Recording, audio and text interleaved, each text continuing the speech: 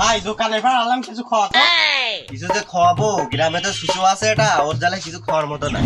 আমার কাছে 5টা টাকায় আছে, তো একটা রুটি নিয়ে দুজন খায়। দেখ আগে চারদিক টাকা যে ভাইদ্য শিশু আছে না। না রে ভাই সুযোগ নাই রে ভাই। আশা দ্বারা নিচ্ছি এক কেন তো দুজন ভাগ করে খায়। ধর।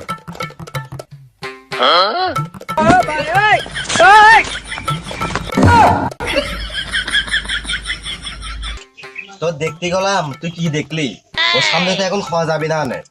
ওর কিছু বানাবনি ও খেয়া দে। আচ্ছা দাঁড়া, এই রুটিতে সুইচো মারার বিষ মিশাইছি, খাওয়া যাবে না। দেখি তো।